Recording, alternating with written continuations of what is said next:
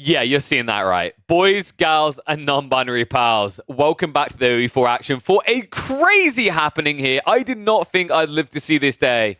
We're checking in on Fitzy here, the prolific HRE spammer, the HRE only, the spears only boy, has evolved. That is not the HRE, if you can't tell by the very different style of housing here. That is indeed the Malians coming out. If you are not familiar with Fitzy here, folks, Fitzy here, big Overwatch streamer, plays a lot of AoE4 as well. You may be familiar with his brother Fitzbro, who does a lot of custom in Age of Empires. Fitzy only plays HRE. Like, he pretty much exclusively has been pumping HRE non-stop on this expansion. This man, to put it in perspective, if we have a look at ranked solo matchmaking and we have a look at his Civ choices, on the patches, like, collectively, all patches ever, Fitzy only plays HRE. He has a 274 game count across the history of his count. He's also now got 111 games on Order of the Dragon. But outside that, he never touched anything else. He has 5 games on Byzantines, 4 on Jeanne D'Arc, and now a second on the Malians. So this guy, he's definitely hopped outside of his comfort zone. Actually, the 2 games that he's got on Malians happen now. So this is a completely new Civ for him. He has not touched them before, and I thought it'd be very interesting, because for anyone who watched our earlier recordings of Fitzy, he tends to only build spears. So it seems like Fitzy has looked at the Malians and said, well, they throw their spears. So maybe the solution to my only spears build is just to have my range unit and my melee unit combined into one. But it's not going to be an easy task for him, because on the other side, we have got Kitten Claw. Kitten Claw has featured on this channel many a time. I can't quite remember who we ID'd them as before. If I'm not mistaken, it's Nyan Racing Cat. In fact, I was just double-checking Crackety, and he's confirmed that for me. Thank you, Crackety. So we've got Nyan Racing Cat on Juji's Legacy. If you're not familiar with Nyan Racing Cat, very talented player, has consistently always posted in that top 150, top 100 range. A really reliable player from that front. Hasn't been able to make deep runs in tournament play, but still very talented nonetheless, with some interesting takes on the game. I'm sure they're going to have an interesting take on this Civ. Juji's Legacy, a Civ that's always finding new builds, and oh my god, are they finding places to build them. Look at that. That should be illegal. He got the double berry spawn. That's 96 food a minute, 30 stone, and he's probably going to get about 20 wood. That's an incredible position for this landmark. Almost 150 passive resources a minute, and he will have access to that by 4 minutes into the game. So to put that another way, if it's going to be 140, right, let's say it's easily worth 3 villages. 3.5. But let's say it's 3. By the time that this is built, you will have about 16 villages. Actually, 17 villages. This is going to add an extra 3. As a percentage of your economy, that is staggering. You're adding in like an extra 15 to 20% on your eco at a very early phase in the game. Meditation Gardens is a big question mark right now in the game. I think it is going to probably need some adjustments, some nerfs, but we'll have to wait and see what the future holds for it. For now, it gets to be the powerhouse it is. The Mansa Quarry feels like a poor man's version of the Meditation Garden comparatively. 75 resources, either the stone or the gold. But in fairness, the Malians make up the difference elsewhere, don't they? They do get access to their pit mines, which is already generating 87 gold worth of passive income. So between these two, Fitzy's actually going to compete. The one area he will still be behind on, of course, is going to be the Imperial Official factor for Juji's Legacy. That's going to give that extra 20% food. So economically, Kitten Claw should be ahead in this one. But Fitzy, not as far behind as certain other Civs would find themselves at this point in the game. It's like, wait, whoa, Fitzy, calm down. No, whoa. Is Fitzbro playing on your account? Like, what's going on here? This is not the Fitzy I'm used to seeing. Dropping a stable? I mean, he's doing it to upgrade the Warrior Scouts, but all I'm seeing right here is not a Rax, which means not Spears.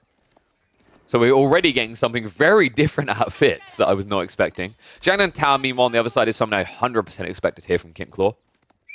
Kitten Claw, who, in the end, did actually get a decent amount of wood under here, right? So they'll probably be looking to generate towards that secondary TC. They have now moved on the stone, so yeah, we are going to be getting multi-TC play.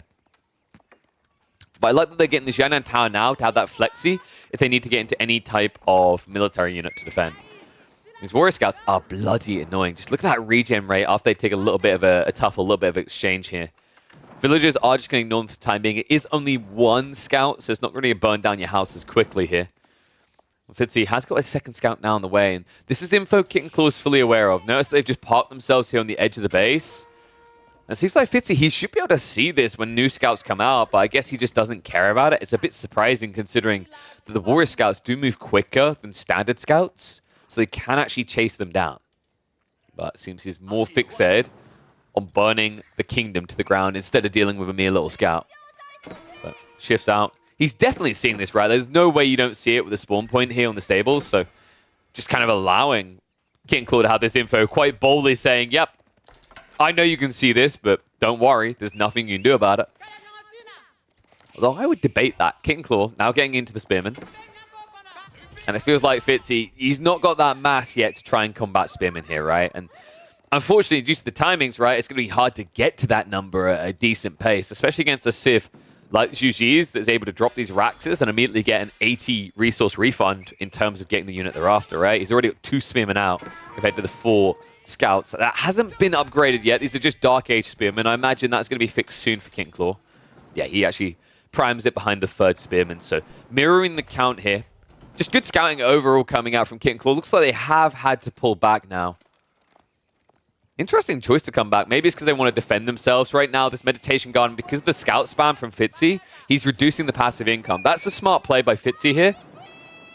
I didn't even mean that as his full name. I was just saying here.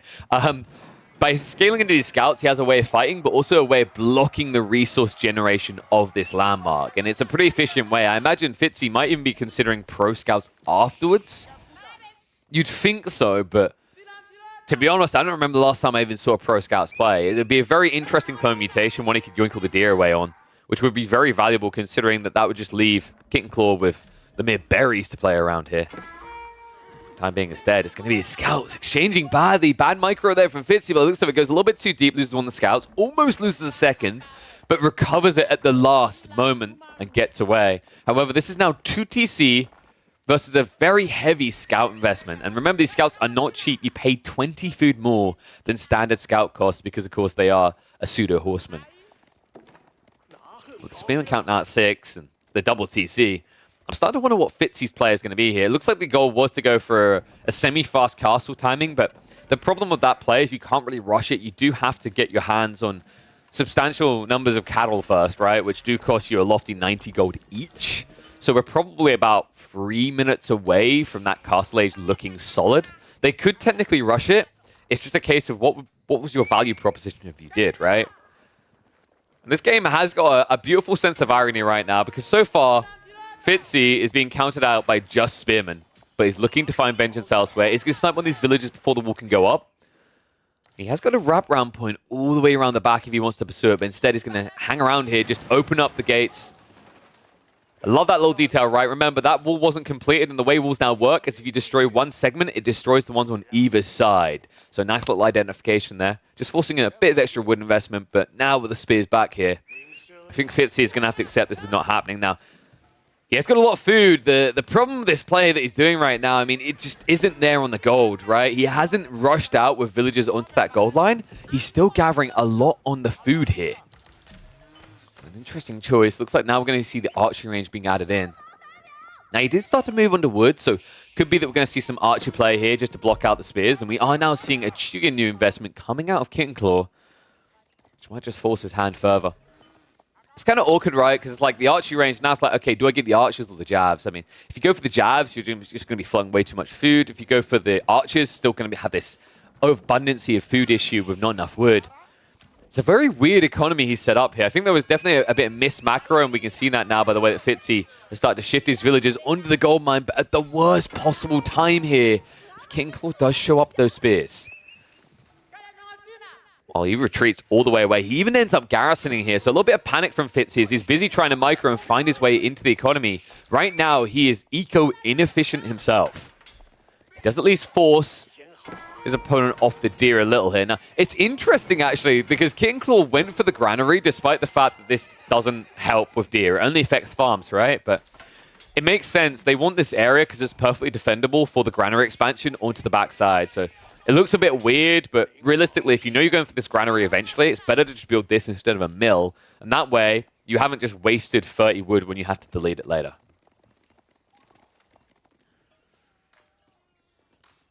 Man, Fitzy, I really am wondering what happened to this eco. It just seems like he got a little bit too distracted, right? A little bit too tunnel vision here. I mean, he's got 2,000 food now in reserve. This is getting a bit insane. I mean, he basically could feed not only the Malian population, but everyone in the surrounding countries at this point. The problem is because he's... Well, oh, no. Oh, no. Whose side are you on? Are you actually kidding me? No, stop it. Just stop. Stop. No. No.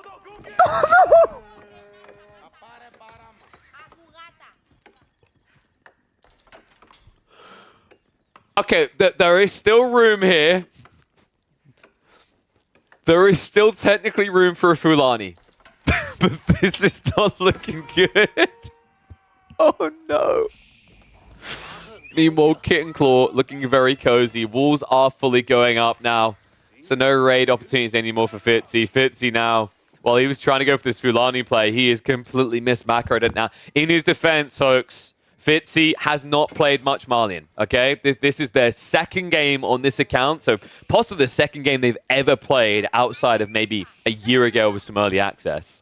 Luckily, although the cows have been clubbed in some questionable locations, they do at least have room for that Grand Fulani still. So they are going to move up now. It is going to be 4 ranches, rather full. A fifth one almost. And no, not again! Oh, no!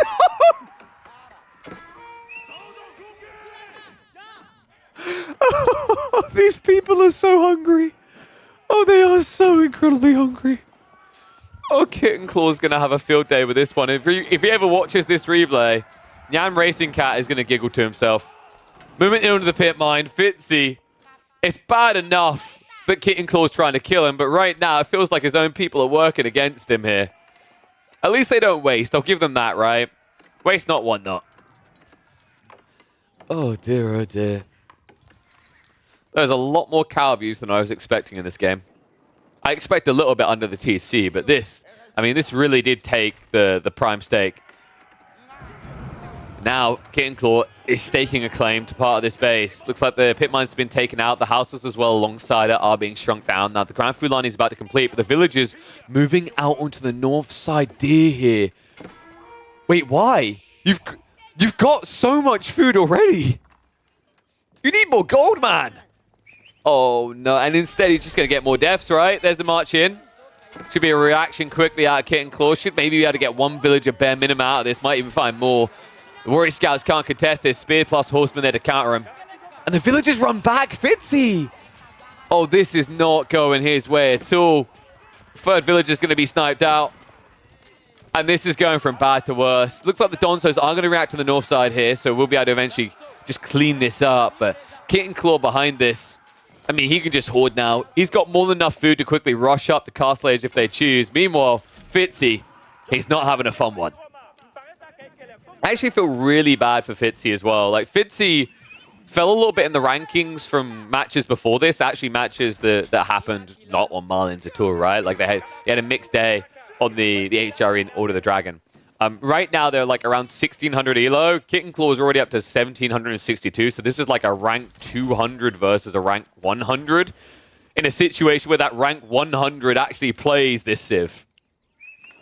Meanwhile, Fitzy, the HRE bias is kind of showing its head a little bit, right? Not used to having to actually actively gold at this stage because they're used to the passive gold of the Regnants. I mean, the funny part is you do have passive gold via the pit mines, via the Mansa Quarry, but seems like he may be expected to be getting more than what he actually got out of it. Because that food number, I mean, that is getting staggering. What is going on? He has 3,000 food right now. I don't think Fitzy was expecting the level of power that you get out of the cow ranches here. I mean, look at the numbers. You can see it. It's pretty absurd. You've got, like, what is that? It's about 630 food, and then you buff it up further with the Grand Fulani, right? So a lofty amount of food is coming in. More than he can ever spend, it seems.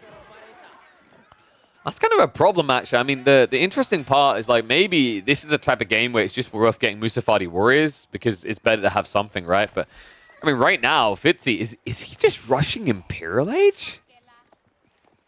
By God, I actually think he's rushing Imperial Age. The funny part is with this much food, he could have just done infinite scouts, but instead we are seeing the upgrade on the veteran Musafadi coming in soon.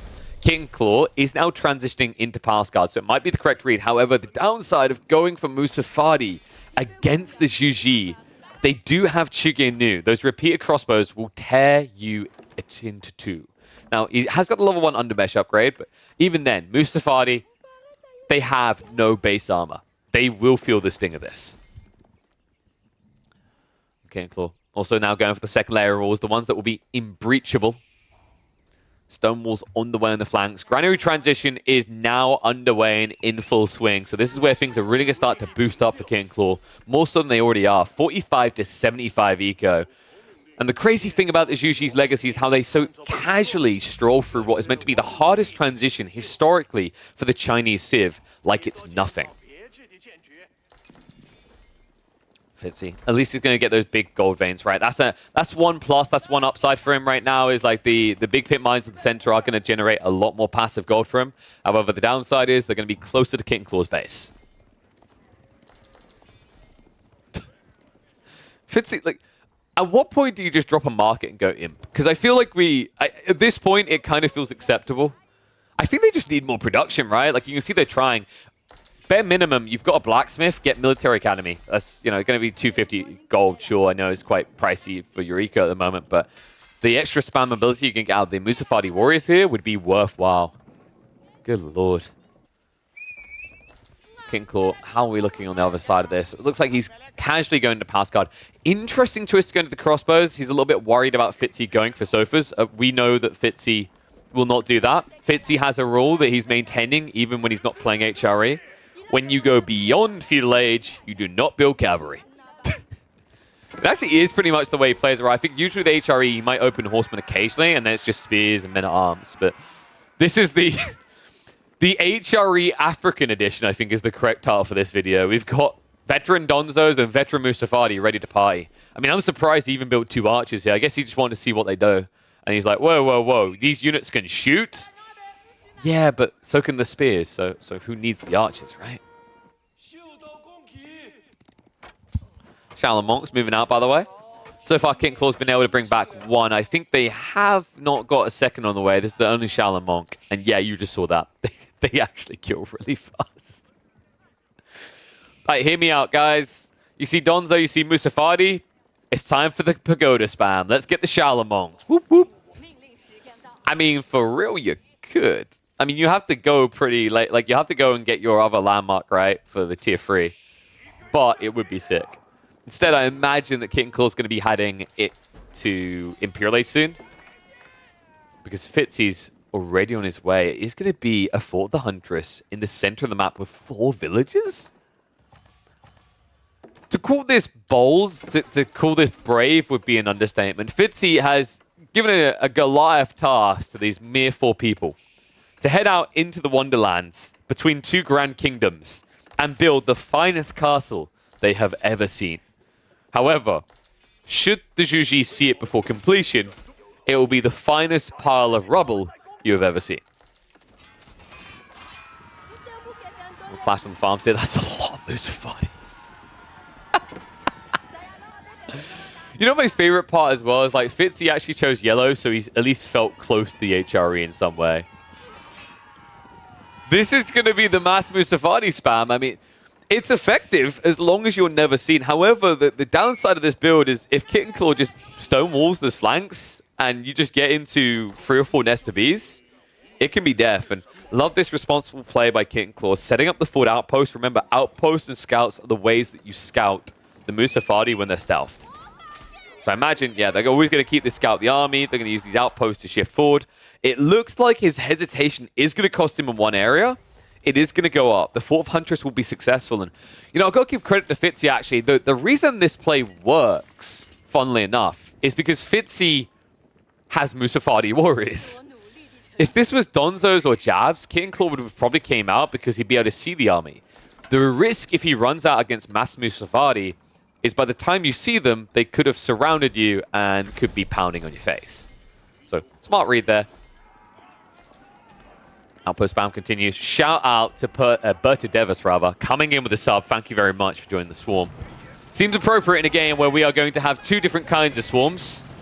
On one side, it's going to be the swarm with the Musafadi, and the other is going to be literal bees. Two so far, but I'm sure more on the way. Dive coming in towards the gold mines. It's going to be an attempt to rush up the house. As Fitzy not paying attention right now. Nesta Beast is going to finish them off fast. The Musafadi are wrapping, but they need to be fast about this. There is a wall to breach through.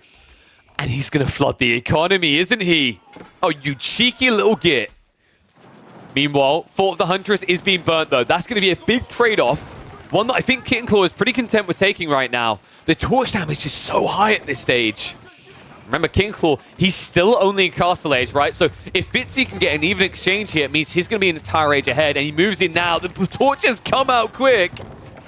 The burn down is going to be successful. Interesting choice to go into precision training, considering he doesn't really have much other than Donzo's here.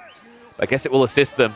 And looks like he's going to start to back away, maybe try to contest the army. Now, keep in mind that Fitzy, he's yet to upgrade the Musafadi, so a lot of extra damage is missing from this Imperial Age play. An interesting opening here. I mean, Fitzy, with that play to shut down a TC, it cost him dearly. Look at the eco difference at this stage. It feels like this TC play paid off, right? Like, Kit Claw, it's annoying to lose it, but whoopty freaking doodah. Fitzy has not got much passive gold.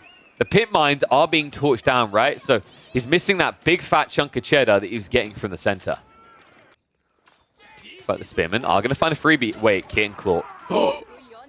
Oh, no. If Fitzy realizes... I mean, the Donzos are about to get upgraded, by the way. Like, if they just target these villages, that castle's going to fail. I mean, the textiles is going to slow this down a bit. It looks like the A-click, actually, of Fitzy takes him the wrong way. He needed to be taking out the villages. Instead, it looks like the castle is going to go up. The Musafadi are going to be a little bit too late to do anything about it. Fitzy comes in with a backstab on the small vanguard, but Kit Claw's going to be there to match him. Dive comes in under the keep, chasing in towards that granary area. Villagers are not reacting right now. Kit Claw looking a bit discombobulated, but the main force is going to have to rally into their base because Fitzy is looking to buy some time. Musafadi upgrade still not in here, folks. I mean, we're 45 seconds out, and he looks the wrong way. I mean, I'm surprised by this. Sending this many troops north instead of flooding the granaries feels like a critical blunder. Fitzy, he'll do some eco damage, but nowhere near enough with this play. I think he was looking for the gold workers instead. Unfortunately, it's not going to be quick enough. Spearman and the pass guard giving chase, plus the pass save wall up, means that Fitzy's not going to be able to burn through quick enough here. He can at least run around the backside. Maybe hit the wood line would be a good move here. I mean, Fitzy behind this, he has got the Sacred Sites. He could try to rebuild on the Fort of the Huntress. He's not doing that right now. In fact, instead, guys, there's two other things you could... Oh, no. I think he meant to repair. So the pit mine's going to go down. I think he either meant to go for the Fort of the Huntress or he's trying to repair the gold pit, right? Instead, he's going to have to rebuild both. Starting now, and I mean, the Musafadi spam is now upgraded, right? That was someone missing before when he originally began that dive. It's kind of crazy as well, because had Fitzy had the elite status on those Musafadi, I think he could have clapped this fight. Instead, Zhuji's are going to recover. Kit Claw has the resources. It's time for Imperial Age, and army-wise, they're not necessarily weak, right? It's 136 total pop, rather, to 160. Militarily, Fitzy is ahead. But with these static point defenses, like the keeps, it tends to muddy the water a bit. Outposts have at least gone down. Now, no scouts, but more outposts behind this mean that you can't try to stealth and run in for free if you're Fitzy. I think Fitzy isn't even trying. Instead, his strategy seems to revolve around this idea of forcing his opponent to come out, but that's a very dangerous game to play against Zhuji. It means you're giving them 8 minutes of runway here to get anything they want with an eco that is going to eclipse yours. I mean, we look at the numbers right now. Kind of already is, isn't it, right? Like, if you had that word difference, you consider that with the other numbers, Kit Claw is definitely further ahead here. Looks like there's still a few for Musafadi. Actually, props to him for sticking a few troops back here, but seems like Kit Claw is fully aware in the end. He's going to send out the crossbows to deal with that. Sorry, the Chuge knew. Enough. Crossbows are over here, moving in for the decap. So Sacred Site win condition is not going to last here for Fitzy. His army just a little bit too far out of location. Maybe he can run north for this, but I mean, surely now Kit and Claw just goes south, right? And it's a free decap. North side is definitely at least going to be contested in time. I mean, it should be. Wait, did he? Oh, he didn't peel off the Musafadi. Oh, that's unfortunate. So, yeah, he done it now, but is it going to be too late? It looks like that might have just been saving grace. 2 or 3 seconds in time before it would have been too late. So at least keeps that win condition alive. However, with no defenses down here, it kind of feels like a moot detail. Stonewalls, in the meantime, have gone up on the north side, so that's no flank route anymore available to the Malians. They are getting into the elite army tactics, though. However, I have to imagine that's close as well for Kit and Claw. And Kit and Claw, he did also go for the Temple of Sun. So we've got the movement speed, which allows him to always mirror these Musafadi. Army's a little bit small, though. House is also being burnt down. I don't know if Kit and Claw's noticed that. Have they? Oh, wow. Wait. Well, he's killing the units, but I am wondering, like, this is one of those moments where it's so out of place and you're not a pop, like, maybe you just don't notice in the moment. And that could be the difference in a fight, right? We're now talking about a potential 20 milli advantage. Actually, more than that when you consider he's already been keeping the momentum and has less eco to worry about. But Kit and Claw quick to rebuild the houses elsewhere. However, a fight on the sacred sites, and it looks like Fitzy is going to be able to clash with this. Mass Shugenu, though, with the Divine Haze, can they actually stay away from this? Musafadi are on top of them, and they are shredding through them fast, and it looks like it is going to be a hold. Fitzy, able to swarm, able to surround, and guarantee no retreat. Kit and Claw throws away an army of Shugenu, and sure, he's transitioning to the Grenadiers, but he's only got about 7 of them so far. And now the Wolves are coming in. I mean, the read by Fitzy is correct here. With the throwaway like that, I mean, the way Kit and Claw just kind of threw his entire army to the Wolves, Fitzy now has a true win condition on those sacred sites. It's no longer just gold and a bit of a bait. He could actually hold this. And folks, like that's no small accomplishment. Fitzy could hold this after only 2 games on the Malians up against a player who, on this account alone, has got... collectively, between all the seasons they've been playing, if I had to rough spitball it, we're probably looking at like 300, 350 games on Kit and Claw. In ranked alone. Of those 350, on this Civ, there have been 18 games on the newest patch, and they have a 72% win rate. Like, Kit and Claw is quite proficient with this Civ. Overall, like, they've only had 18 games on this account, but I believe Nyan Racing Cat... has he renamed the other account? I'm looking for it now because Nyan does have multiple accounts towards the top of the leaderboard. I think this is his highest ranked one right now, around 100. But still, the point remains, like, in terms of raw hours committed, you know, Kit and Claw has put in more. Nyan Racing Cat has put in plenty more hours than Fitzy has in the last 2 years of AoE 4. Now, those usually may be a new Civ. He should know how to deal with the Malians. And he should be familiar via the Chinese. But right now, Fitzy is looking like he's in full control of this game. The Mass Musafadi, they hit triple digits. Nesta Bees trying to hold in this area. It's going to be a spread of the lines, but the Grenadiers also tanking face here. They do have 150 health, so able to do that pretty efficiently. However, against this many units, this feels like a Protoss versus Zerg. Nesta Bees are going to be taken out. The Musafadi can wrap around here. And it looks like both armies are going to be reset, but Fitzy, with heavy losses, now down to 44 Musafadi. Mistakes were made. He should not have dove that keep. And I think he knows it as well. The Grenadier count now up to 21. Kit and Claw getting it together. I think the issue there is Fitzy. Why take this fight ever? I mean, I guess his thought was block him on the goal, but realistically, this Civ can function without gold via the taxation, especially when it's going to be like mass spears and some Grenadiers, but instead, Fitzy forces the mana underneath the keep and pays the ultimate price. These hand cannon slits done God's work today. Fitzy now with the reboom. I mean, you could try to go for the eco. I think now with those losses, you can't easily hold these sacred sites. The Wolves could delay it long enough for a backstab, though. We'll have to see. There's going to be a trap coming out from Kit and Claw, just trying to remove that passive gold income for good reason. It gives 122. The Fort the Huntress is back up, by the way. So scary element there.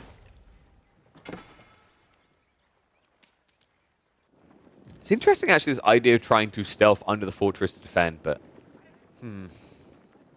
The thing that I see that's an issue right here is these outposts meant that you couldn't even use the Musafadi first strike, right? Because remember, one of the unique things of the Fort of the Huntress gives you this ability where you get bonus damage from breaking stealth. Now, it's not that effective on Musafadi. It's much better on Gunners because it scales based on your base damage. But it's still a difference maker on a unit that now hits for 18 damage. And if we see a move up and a shift out of outpost range, which is exactly what's happening here, and let's say that Kitten Claw completely forgets to bring a scout or build an outpost, he could still be blocked and put down in time for Fitzy to win off of Sacred Site. Palisades going up. A poor man's solution to defending this right now. I mean, he could actually get stone walls around it. It'd probably be the most beneficial approach right now. Would also allow him to just rear his army to the north side, which is exactly what Fitzy's doing. And 7 mangoes, dude. This play right here. Rams are being built. Kitten Claw with the proxy siege. Double TC was built behind this by Fitzy to catch up on his eco. Now, those mangoes, I mean, interesting enough, they're actually heading south side, if I'm not mistaken. Where are they? I'm a little bit confused right now. I mean, there's 7 mangoes. They are lurking around somewhere. Oh, they're over here. Okay, and actually, he left the wall open here. So Mango's moving in. Kitten Claw, he went for the Sacred Site. Repairs are coming out, though. Kitten Claw. What is he doing? He's walking away with the army right here. Fitzy, 2 minutes away now from the Sacred Site. My God, could he do this? Mango's hitting the keep. Fitzy, it feels like he's just trying to force him back home. I mean, this feels like an overinvestment again, though, going into the keep. Remember, Boiling All has been researched, folks, against Musafadi. Super effective. Especially if he tries to torch it down. Dive comes through. Second wave of Boiling All should be coming out in a second. It looks like Kitten Claw is panicking to react to this. Has he even noticed on the north side? It looks like he has got some Chuge Nu out now in there. No outpost upgrades, though. Musafadi on the way to address this. There's only a few troops, and by God, Fitzy, he might actually do this. But he needs to retreat. Musafadi, they move back. Mangoes aren't paying attention right now. And it looks like the Musafadi did get in. They're going to try to pop block him here. They get run of the villagers, putting him down to 150 max pop. Walls have been broken, though. Musafadi, they're trying to contest this, but he needs to kill this ram fast. Remember, as long as there's a unit on there, the timer's going to pause. Grenadiers are trying to trade out with the mangoes, and mistakes most definitely made there by Fitzy, giving over half of the mangoes and only getting about 5 grenadiers in return. But still, what matters here, folks, is Fitzy has the timer again. We are now 1 minute and 10 seconds away from a victory for Fitzy on his 2nd game ever on the Malians against a top 100 player. Can he make it happen? Walls looking to be rebuilt. 22 Musafadi up here. Second wave of Spearmen coming in. The timer is down to under 1 minute. The bell has been rung, but the walls are not being built fast. Fitzy needs to rush north side, and he needs to do it yesterday. Musafadi are on the way. New ones are spamming in. Fitzy, mind, body, and soul, my friend. Villagers on the way over. The Musafadi, if they can hold them back just long enough, the walls will go up. Kitten Claw in a bit of a panic here, just trying to get on the site, but he gets caught in a fight again. And Fitzy, I think he's done it. 25 and counting down. Wall built just in time. He keeps him out. And Kitten Claw gets Musafadi'd into his grave. What a game out of Fitzy. I was not expecting this. His 2nd game on the Malians. And he once again does his infantry trick. 1 unit, a little bit of siege, but it's still the 1 unit comps that Fitzy loves so much. If you have not checked out Fitzy, go give him a follow so you can catch this type of gameplay live. I love the fact he's still doing this to top level players. Great showing out of Fitzy, playing this map wide and exploiting the Chinese greed to get that win. If you haven't as well, make sure you follow and subscribe on this channel because we'll definitely be featuring more of him. And I'm hoping we're going to see more Fitzy on Age of Empires 4 in 2024.